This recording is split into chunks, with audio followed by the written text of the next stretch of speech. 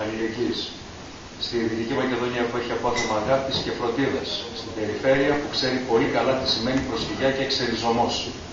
Στη Δυτική Μακεδονία, στην οποία υπάρχουν ακόμη ζωντανοί μάρτυρες που έζησαν στο πετσί τους το διωγμό και τη φρίκη, αλλά και χιλιάδες απόγονοί τους που ξέρουν καλά τις συνέπειες του βίαιου εκπατρισμού.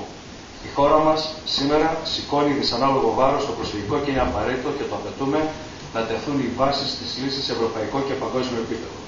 Οι τοπικές κοινωνίες μας επέδειξαν αξιοθαύμαστη οριμότητα, αντιστάθηκαν στις λίγες φωνές ξενοφοβίας και ρατσισμού και έδωσαν παραδείγματα ανθρωπισμού και αλληλεγγύης.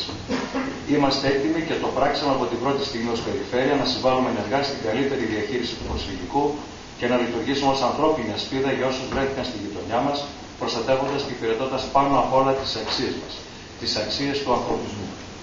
Από την πρώτη στιγμή βρεθήκαμε όπου χρειάστηκε, βοηθώντας, συντονίζοντας, αναζητώντας πόρους, υλικούς και ανθρώπινους, με στόχο να ανακουφίσουμε τον ανθρώπινο πόνο. Προετοιμάσαμε σε συνεργασία με τους Δήμους της Δυτικής Μακεδονίας σχέδιο προσωρινής φιλοξενίας προσφύγων και τους ζητήσαμε να συγκροτήσουν τοπικά συντονιστικά όργανα υπό την υποπτία του Περιφερειακού Οργάνου, ώστε να αξιοποιήσουμε τις διαθέσιμες υποδομές και τους πόρους μας. Το πρόγραμμα που υποβάλαμε στη Γενική Γραμματεία Πολιτικής Προστασίας και στο Υπουργείο Εσωτερικών εντάχθηκε ήδη στον Εθνικό Σχεδιασμό Αντιμετώπισης του Προσφυγικού Ζητήματος. Λειτουργούμε υποστηρικτικά μέσα από τις δράσεις μας.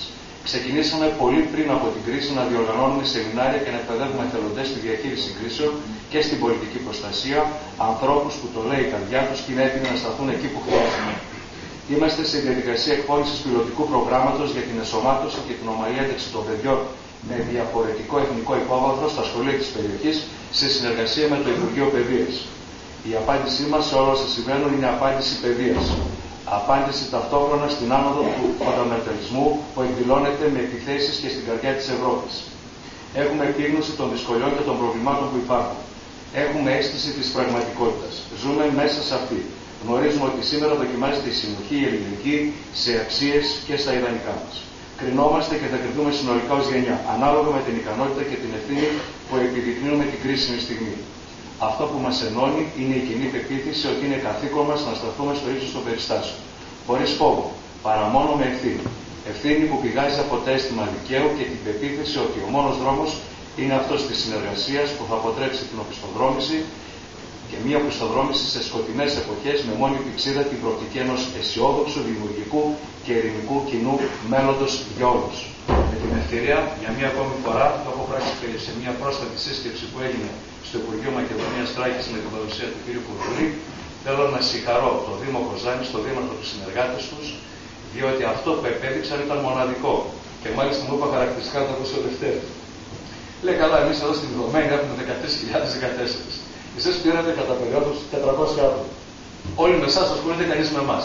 Αλλά ασχολούνται και εκεί με εμάς και θα πρέπει να σας το πω ότι η περιφέρεια συνολικά, από όλη την περιφέρειά μας, οι Δήμοι και εμείς, συγκεντρώσαμε μέχρι τώρα πάνω από 200 τόνους τρόφιμα, κοινωνία των πολιτών δηλαδή, και δώσαμε και προσφάτως, τώρα που έχουμε και άσχημες καιρικές συνθήκες, από τα 20.000 αριάδροφα που έχουμε προμηθευτεί στη συνεργασία με τη ΔΕΗ, τα 15.000 στην Ιδωμένη. Και αυτό το πράγμα, να ξέρετε ότι το έχει εκτιμήσει πάρα πολύ και η κυβέρνηση, αλλά πολύ περισσότερο οι φορείς της αυτοδιοίκησης που αντιμετωπίζουν το προσφυγικό ζήτημα στην ευαίσθητη αυτή περιοχή της Ιδωμένης.